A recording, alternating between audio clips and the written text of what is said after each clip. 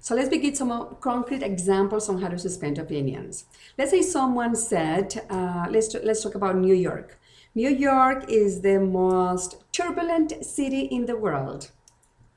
And you may have people listening to that statement, people who are originally from New York, people who love New York, people who don't like New York, people who want to go to New York, people who dream with being in New York.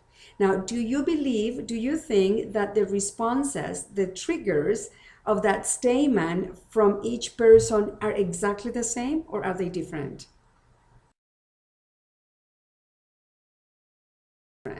For instance, the person that loves New York probably will have a rejecting reaction to that statement. The person that dislikes New York will probably agree with that statement and will be happy to listen to it.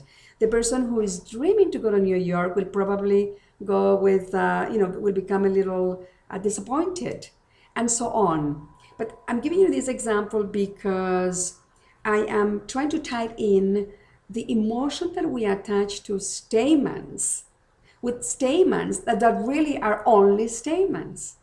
And our purpose in our communication is to be able to listen to a statement as just a statement, as something neutral, something that doesn't have to impact us at all, because it is only a statement that someone has mentioned. And I really like this example. They say that sometimes our reactions towards things that people say are as if a porcupine, how do we call that animal with the little, with all of those pointy things, a porcupine? Anyways, as if someone threw a porcupine in the air and all of us are just, try to catch with the porcupine, which is how sometimes we react to statements that we shouldn't. It is only an opinion. Why do we get so attached to what other people say? All right, when I say we, I better correct this. Why do I sometimes get attached at what people say? And very important, why do we get triggered at statements that are said by certain people?